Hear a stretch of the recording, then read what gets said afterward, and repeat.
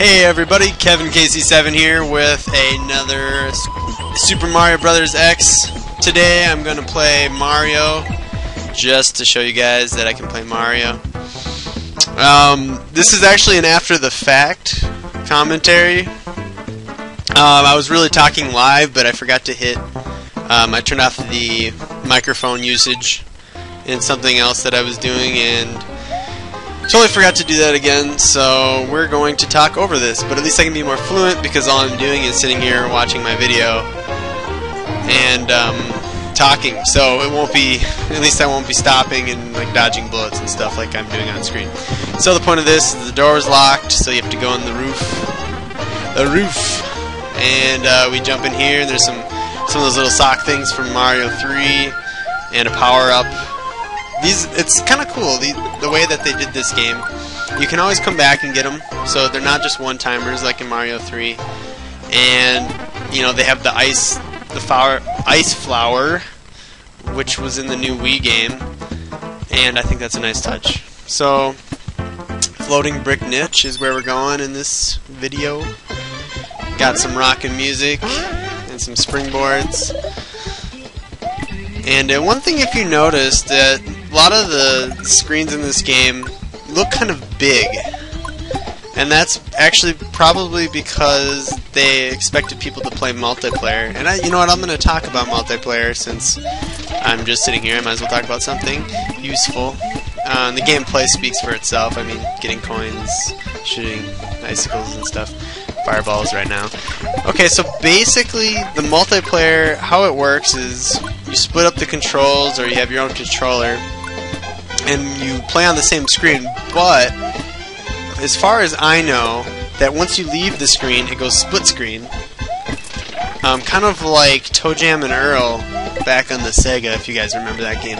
But yeah, it split screens, and then you can kind of do your own thing, I think.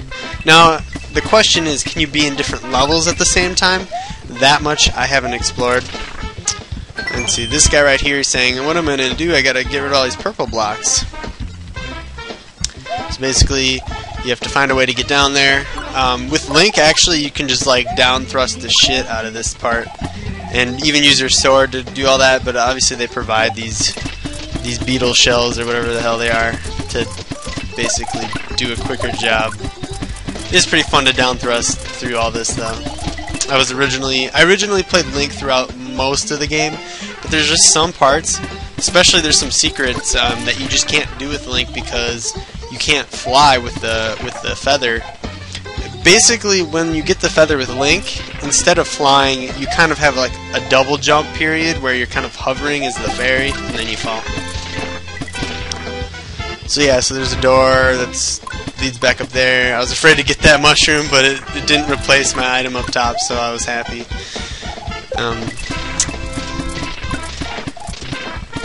So yeah, so you gotta get all these purple things. It's kind of tedious. This is the secret exit, I believe, and that's kind of why it's a little more work.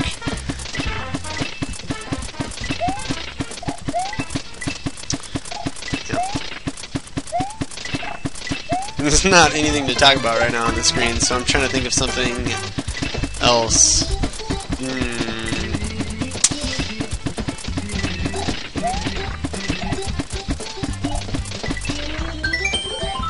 And now I got the key from him. There's the star, which will lead us. You collect stars, kind of like in the 64 version, and it unlocks doors. And also, first of all, it leads to the Star World, where it basically connects the rest of the map. The more of those star places you get, you can go in these level doors right here. And there's a power-up, a big, and then there's also actually bonuses inside the doors. I've only personally unlocked like 1 or 2 of them because you need like 3 or 4 stars to get the first ones. And there's like, you know, Yoshi or something. The first one's just a blue Yoshi. And see, I'm going to show you, see, there's World 3 and can't go anywhere. But these are actually, they get a little hard to do. I remember one of them, you had to collect all these special coins in the air with the cape or with the feather or whatever, and I couldn't, it was really hard to do it. to get all of them. So I still haven't done that in my further game, but now that I'm doing this over, I might as well, I'll try it again. And this run today wasn't as smooth as the first one. I actually did die. I tried to cut out most of the footage of just me running back. Like, you'll see this, but I actually get through this. Other than that, I actually get through this better. I was having some problems with my keyboard while holding the run button and aiming and falling in pits. Sometimes the jump didn't work, so I just ran off the cliff instead of jumping at all, and I was playing like an idiot. I guess I didn't edit out this part. I edited out a longer version later on, so just bear with us here. This is probably the only time.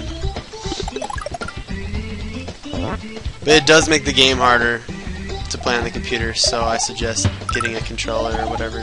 Unless you're really into it. Like, when I went through and played Jackal, for some reason that kind of game where you're kind of on a flat surface and you're riding up, it's a lot easier to use the keyboard than side view platformers, 2D platformers.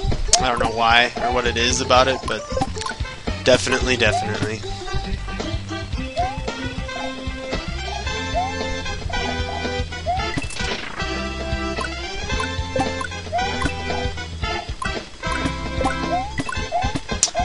So I think I'll just talk about things I'm excited for, the upcoming games, just because that's something I've been thinking about. First of all, Portal 2 comes out in April 19th, I think it is. And that's pretty exciting because the first game was awesome and this one will have co-op. So yeah, that should be cool. Another game, the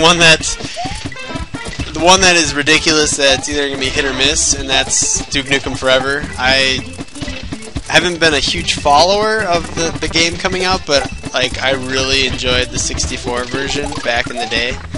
It was one of my favorite games to play, and I'm actually looking forward to this one. I've heard you can throw feces and you can, I don't know, that there's like aliens with breasts. It's just kind of funny. I can't wait to see what things that game has. And a long-awaited game that hopefully comes out this year. It's supposed to come out like I think December like 30th or something stupid.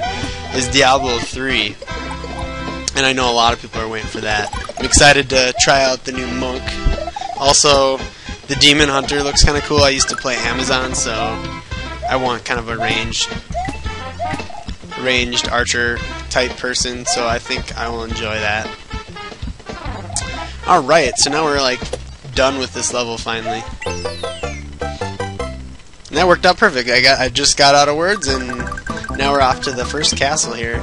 Even though it's a mini castle, I believe this is the last stage of World 1. So, because then you go somewhere else.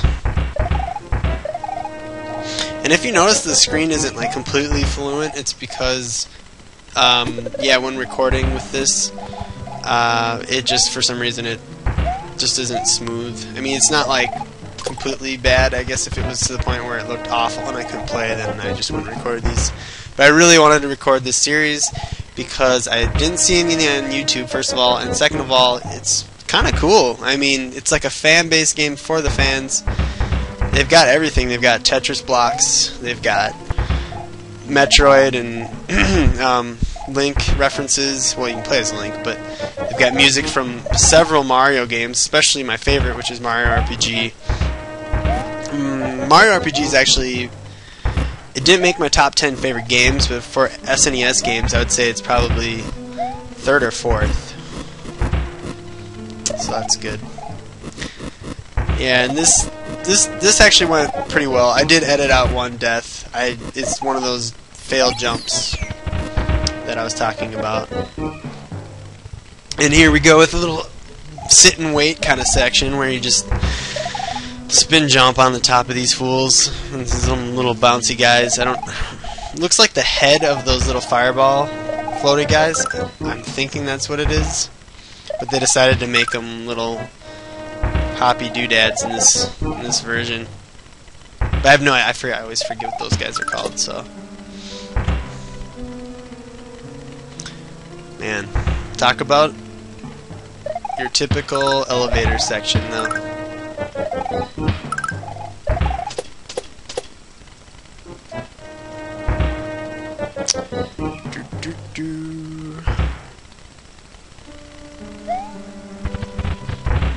And of course, the checkered floor leads to the classic small castle boss, wavy inflatable tube man guy, wacky arm guy.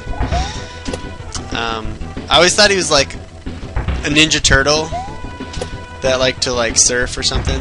I don't know why. That's just with the way he flails his arms and goes sideways. It always just made me think of like a surfing Ninja Turtle guy back in the day. So that's my little insight for that. All right, World 2, the underground tunnel that leads there.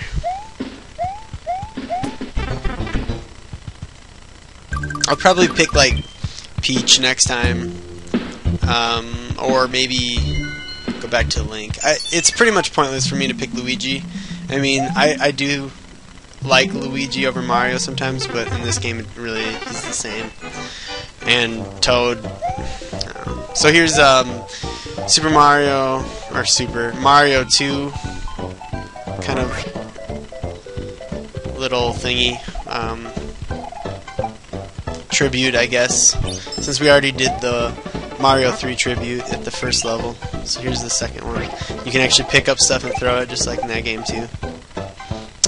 Since I found a big in there, I'm checking everything out just in case there's like something else. Some weird looking things that you pull out of the ground though.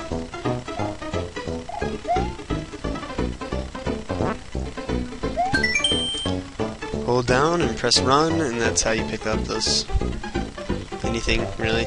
And that's also hard to do with the keyboard. So we've got a little radish, and we got some sliding, bigger radish, heart-shaped radish. Oh, fire flower.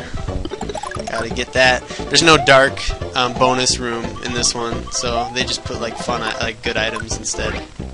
There's a little Asian radish. There's a nerdy radish. Another nerdy one. Overfed radish. And I missed.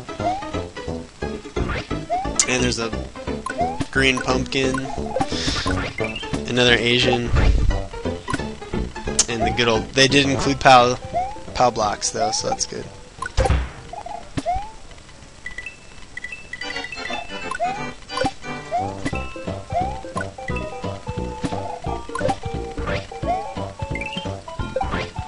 Man, I think I like the second one a lot just because it wasn't like the other games, it wasn't like the other Marios, but at the same time it brought its own thing. Even though it wasn't technically a Mario game, it still was a good game nonetheless. And you know, a lot of people hated on it just because, well, 3 I'll agree that 3 is better, but to be honest, 1 was like the first game, and I remember not being able to do jack as a kid playing that game. Like, I couldn't get anywhere. And even later, I like that the physics in the third one allow you to change the way you're facing and directions in air a little better than the first game. So I'm glad they improved that. And that's why I like the Super Nintendo one probably the best, just because they really got it down, and you can like crouch jump, and you can, well, I guess you can do that in this game, in the second one. But you can do a lot more things running around, and I like that, and they kind of improved it. And this is kind of a long level, because we just got to this point, and if you noticed, it's a red level too, so there's going to be some unlocking. And all you Earthbound fans, there's Mr. Saturn just chilling in a weed. And yeah, that was one. I didn't think I was actually going to pick that up. I didn't know you could pick up those ice blocks, and so. But luckily we hit a midpoint, so we didn't have to do that. And then I threw him up there on that pillar. And you know what? I'm just going to let that guy chill there. No need to kill him. I mean, You know, he's just in my way. He wasn't really doing anything.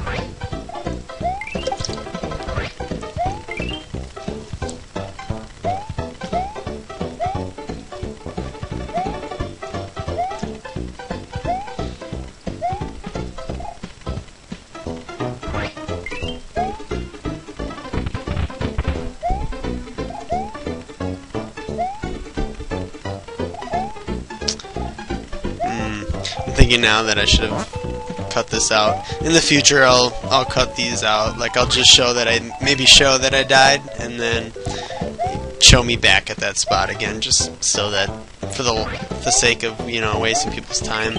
Plus, I didn't have anything to say, so I might have said something originally that was clever and witty, but probably not. So this is actually the area where the secret is, and the arrow wants you to go back up the same one that you went down in. However, if you go up the other one, then you just continue on with the level. So I beat it the traditional way, which the end's right here, so it's kind of annoying that you have to play the whole level again just to get there. And so now I'm probably talking about the secret exit.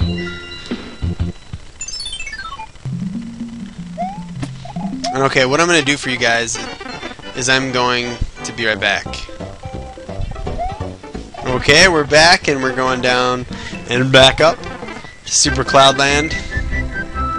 And here's a key. I think the keyhole is just pretty obvious, just straight ahead.